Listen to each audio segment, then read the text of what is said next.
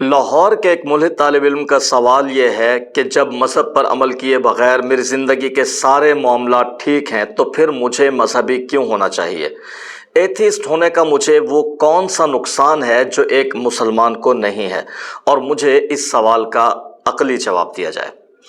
دیکھیں، آپ کے سوال میں جو یہ دعویٰ ہے کہ مذہب پر عمل کیے بغیر میری زندگی کے سارے معاملات ٹھیک ہیں، آپ کا یہ دعویٰ صرف اس وقت درست ثابت ہو سکتا ہے کہ جب پہلے آپ کسی صحیح عقلی دلیل سے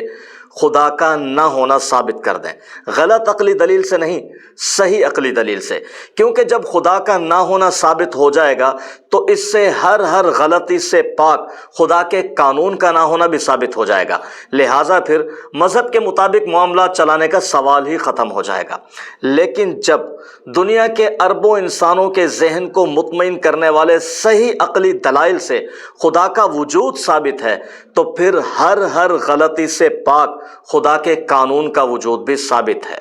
اب سوال یہ ہے کہ ہر غلطی سے پاک خدا کے قانون کے مطابق زندگی گزارنا عقل مندی ہے یا بار بار غلطی کرنے والی اپنی عقل پر بھروسہ کر کے زندگی گزارنا عقل مندی ہے؟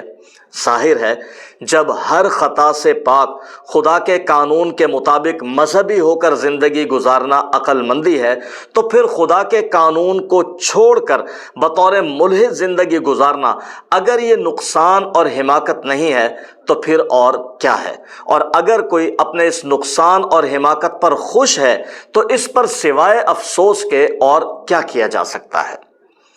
اور جہاں تک دوسرے سوال کا تعلق ہے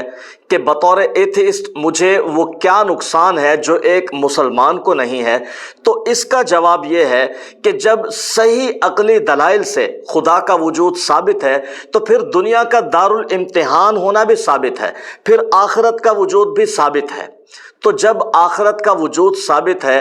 دنیا کا دارالامتحان ہونا بھی ثابت ہے، تو پھر آپ کا یہ سوال ہی غلط اور غیر معقول قرار پاتا ہے۔ اور اس کے غلط اور غیر معقول ہونے کی مثال بالکل ایسے ہے جیسے ایک بہت بڑا ایگزامینیشن ہال ہو جہاں انتہائی اہم امتحان چل رہا ہو، ایسا انتہائی اہم امتحان کہ جس پر مستقبل کی 100% کامیابی یا 100% ناکامی کا دار و مدار ہو، اور اس میں بہت سارے طلباء پرچہ لکھ رہے ہوں۔ اب ان میں سے کچھ طلباء پرچہ لکھنا چھوڑ کر اگر امتحانی ہال میں چلنا پھرنا شروع کر دیں، ناچنا گانا شروع کر دیں، کھانا پینا شروع کر دیں، فل موج مستی کرنا شروع کر دیں، اور پھر پرچہ لکھنے والے طلباء کے پاس آ کر اگر وہ یہ پوچھنا شروع کریں، بتاؤ کہ اگر ہم یہ امتحان نہیں دیں گے تو اس کا ہمیں کیا نقصان ہوگا، تو کیا ایگزامینیشن ہال میں اس طرح کا سوال کرنا کوئی عقل کی بات ہے؟